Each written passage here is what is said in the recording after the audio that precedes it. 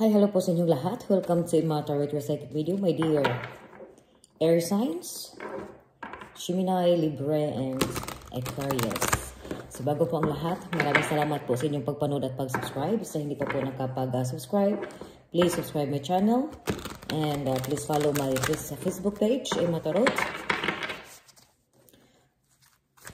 At ang babasahan ko ngayon ay air signs. So paalala lang po na maaaring iba sa inyo ay makaresonate, maaari ng iba sa inyo ay hindi. So, ipik nyo na lang kung saan kayo mas nakaresonate. My dear, or dear, you are dealing with air signs. Or maybe this card is for you. Dumadaan ito sa wall mo. Ito ay yung barahan na to. Ang reading na ito ay para sa iyo. Alright. So, this is a general reading. My dear air signs. Alright. Your aura here is the Six of Pentacles. You have a good aura, my dear. Alright. Wow. Ang ganda ng braha mo, my dear.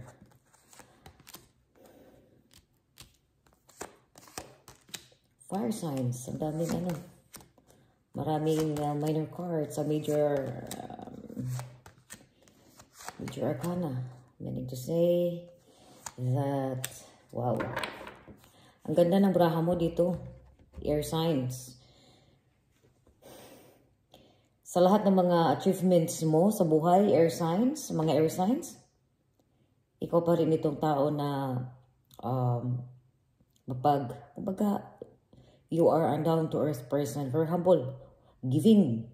Nandito sa iyo yung mapagbigay, nakabalansi. Nakita ko ito na binabalance mo lahat, nakabalance. May mga income ka dito. Rose about your income. Nakita ko ito maraming swerte. You're really lucky. Swerte. Nakita ko rin dito na contentment. Kontento ka sa kung ano meron ka. Kung ano mang meron, nakita ko ito na you are more kontento kung ano mang meron ka. Wish come true. Talagang nag-ano itong braha mo dito. Lumalabas itong dalawa na ito. Nandito rin yung world at ang the Matechite, the temperance. Kasi nagtapad sila. Dito rin sa iyo is really, nakita ko nito lumabas din ang moon. So the moon nandito yung sa nandito yung ang layo ng kumbaga malayo nang nararating mo sa buhay mo. Kumbaga, you are so far. Maraming swerte na dumaan o parating sa iyo dito, air signs. Lalo na dito sa mga, nakita ko ditong air signs. Some of you, nag-deal kayo dito ng fire signs. Some of you, nag-deal kayo dito ng pero dito sa iyo, more on ka dito sa decisions. Kumbaga, kung ikaw ano ka ngayon nagplano, o kumbaga, bago ka magdesisyon, bago ka magsasalita, o bago kumilos kung ano man yung mga plano mo, kung ano man yung mga gusto mong gawin, bago mo to ginagawa, ito ay binabalansi mo muna. Iniisip mo muna. Ang bawat sitwasyon, kung dapat mo ba itong sabihin, kumbaga ang lahat, binabalanse mo ang lahat. Nakita ko rin dito na mas maayos din ang katawan mo dito. May mga, nakita ko nito, may mga recovery ka na, kumbaga nakaka-relax ka. Nandito yung solitude, nandito na yun sa'yo na, even though nandito yung something dito na more contentment, ang iba sa inyo nag-isa, or ang ganda ng braha mo dito. Financially stable as a mother. Nandito yung you have a loving husband. And protected ka sa mga talagang pinasunod mo ito yung mga anak mo sa mga magandang gawain. Ginagabayan mo ito. At nandito rin ikaw sa iyo, sa sarili mo. At talagang the God is with you. You are so blessed, my dear air signs. Air signs, magpasalamat sa Panginoon. Kasi marami ka talagang tagumpay na tamo sa buhay. Ang iba sa inyo is nasa abroad. Or, ang iba dito sa inyo, you're dealing somebody. Nakita ko dito, may mga abroad dito eh. May mga may foreign countries. Nandito sa iba sa inyo, may mga swerte na nasa abroad. Talagang may mga partner kayo nasa sa abroad. Something dito. Or, nanirahan ka sa abroad. Na maganda ang buhay mo. Nakita ko rin dito na something here na you become familiar or something. Nakita ko dito may mga familiarity something dito, or something na may kumbaga kung more clarification sa love life mo dito, may mga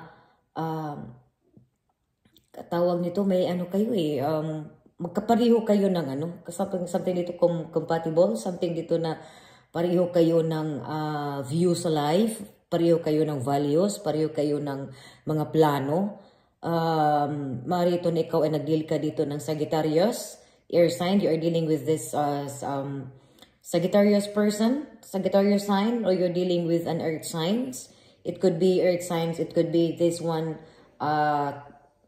Taurus, some of you. Some of you also dito you're dealing also with more on ang iba din dito sa inyo you're dealing with water signs. Water sign. It could be ang iba dito sa mga air sign, nag-deal kayo dito ng Pisces. You're dealing with Pisces person. Nakita ko dito na sa may mga problema ka, o may mga plano, o may mga achievement ka dito sa buhay mo, or kumbaga pag tumutulong ka, tahimik ka lang. Kumbaga, mapagbigay ka, tumutulong ka dito sa kapwa mo, na tahimik lang. Nakita ko rin dito, may paparating dito na pera. Really, there is a good bliss. The God is with you. Kumbaga, swerte. The world and the wheel of fortune. Nagtapad siya, ano dito yung ang wheel of fortune, at ang Nine of Cups, ano siya, meaning to say may meaning to say dito sa nakita ko dito is talagang kung may mga inasikaso, nakita ko itong magiging kilala ka, magiging famous ka, kung ano mang landas na tinatahak mo ngayon, kung ano mang journey na you are doing now, or where are you now, ikaw ay magtatagumpay ka niyan. Meaning to say may swerte. Kumbaga, nandito na siya sa, dito sa nakita ko, may swerteng paparating dito sa iyo. Maswerte. Maari ito na swerte ka dito sa love life. Maari ito hindi ito maari. Talagang may swerteng paparating dito sa iyo na love life. May ka-love life kang kita dito sa ito ay nasa foreign country ito. Yung magiging kapartner mo dito, yung magiging boyfriend mo dito, or magiging husband, or naninirahan ka sa ibang bansa. There's something dito ibang bansa eh. Something abroad, the world. Something dito, the world is the wheel of fortune is nakita ko dito nasa ibang bansa. There's something, another place. A lot dito. Nandito yung, wow. Wala akong masabi dito kundi puro positive. Blessings. Advices dito sa iyo, wag dito, may manghingi. Mari dito na talagang mapagbigay ka. May babayaran ka na makakabayad ka about dito sa career mo. Swerte ka rin sa career mo dito. Nakita ko rin dito. Nandito lang sa iyo kailangan mong may mga ka dito na hidden, minsan may mga ka dito. Ang iba sa inyo, something, there's an intimacy eh. May mga intimacy. Sa love life dito, may mga intimacy kayo. Or sa mga advices dito sa mga, kung long distance relationship kayo, kailangan dito ninyo more communications. Kailangan ninyo dito ng kumustahan sa isa't isa. At nakita ko rin dito na maritong sa mga singles o sa love life dito na ikaw ay nanimbang-nimbang ka or balancing, or nandito yung titimbang-timbang mo kung sinong dalawa. Nandito may manligaw ka eh. May umaligi dito sa iyo eh. You know, may maligi dito sa iyo, nagpapansin ito sa iyo, or something dito, there's something bigging your attention dito sa iyo. Pero nakita ko dito sa iyo na more on, ini-enjoy mo lang, nagsintay ka dito ng timing, You're waiting a good timing dito. About sa love life mo dito. Something dito about your finances. There's a big plan about your finances that you are waiting. Na naghintay ka lang talaga dito sa tamang panahon. Good timing or dito sa iyo na in God's will. Yun, I think may pinapangarap ka, may wini-wish ka dito. At by God's will na ibibigay niya dito sa iyo. Wish come true ito. If you are now at nakita ko rin dito, internationals or around the world, if you're now with kumbaga internet or something, internet dito, kung ano mang journey na yan, ikaw ay magtatagumpay ka niyan. Ikaw ay magiging kilala ka or ikaw kilala ka dito sa inyo. Pero ikaw itong tao din na nakita ko dito na ikaw ay ginagalang ka. Ginagalang ka, may pinoprotektahan ka na digdidad. Nakita ko rin dito sa iyo na you are a mentor. Nakita ko rin, some of you is a breadwinner. Nakita ko rin dito at some of you dito is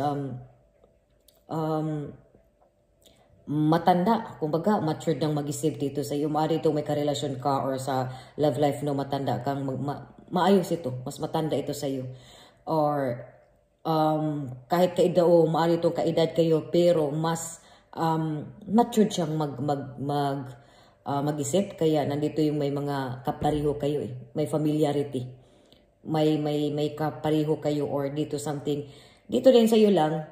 May mga kung ano yung may nakita ako ditong negative dito but hindi talaga siya totally negative na talagang inaano ka dito eh. Binabato ka, hinihila. Talagang may naiinggit dito sa iyo. Something dito sa iyo may na-envy, may jealousy, you know. Something nakita ko itong may inggit, may silusan, pinag-usapan. Pero nakita ko dito na sa mga kung ano mang sa advice dito sa couple, kung ano mang magsilusan, kung ano mang mga negative ninyo dyan, kaya the world nagsabi dito sa iyo na mag-communicate kayo. Kahit sa long distance, mag-communicate kayo dito. At nandito din sa iyo sa health mo, alagaan, nandito naman sa iyo is more on care ka dito sa health mo dito, more on mag ka dito ng tubig or something, inhale. Something dito, lumabas ka sa nature. Dito din advice dito sa'yo, pumunta ka sa dagat or something dito. Kasi nakita ko ito may mga sea may mga water dito eh. So meaning tisoy dito sa'yo, kung ano mo yung mga negative energy mo dyan, kung ano mo yung dinadala-dala mo dyan, ano lang yan. Kumbaga, it will pass. You know, aalis lang yan, dadaloy lang yan. Kaya i-ano mo na lang, i-relax mo yung sarili mo dyan. Kasi nandyan ang swerte eh. You're lucky that God is with you. Think always positive. Kung may humihila man dito sa iyo, kung chinichismis ka man, kung ano man yung binabato nila sa iyo, kumbaga, wag mo silang patulan. May mga negative pero most more on dito kasi may na-engage sa iyo, may talagang or tinitingala. Maaari ito na talagang tinitingala ka, sinusuportahan ka or ginagalang ka.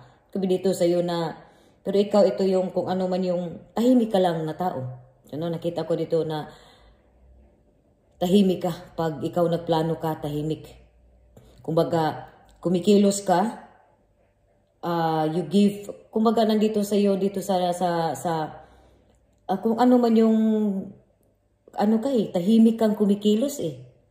Yun yung hindi ka maingay. Ikaw itong tao na tumutulong ka, hindi nag-ingay. Kung ano man yung plano mo, kumbaga sa trabaho mo, pinakita mo ito yung kilos mo, pinakita mo dito yung galing mo. Kasi maayos ang trabaho mo eh. Nakita ko, swerte ka rin dito sa trabaho mo. Kumbaga, yung ano mo, hindi ka nagsasalita, pero pinakita mo lang dito sa, sa action mo. More on action ka dito. You are quiet, but more on action. Nakita ko rin dito sa iyo, growing ka dito eh.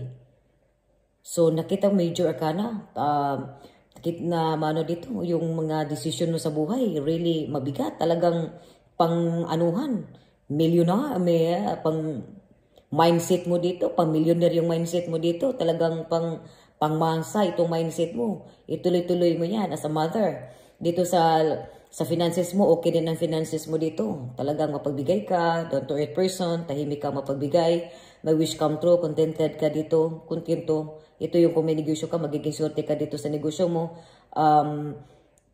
Your luck, the destiny, nandito kitong swerte ka.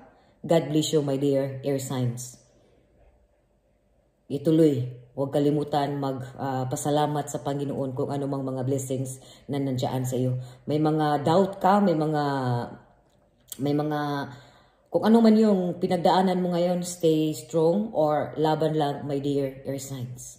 So for more personal readings, I will write the description below. You can my email address, and just send me an email and then we will arrange it, my dear air signs, Aquarius, Gemini, and Libra. So maraming salamat po sa inyong pagpanood at huwag kalimutan mag-subscribe ng aking channel sa hindi pa po nakapag-subscribe. And please follow my Facebook page, Emma Tarot, my dear air signs. Thank you so much and God bless you all.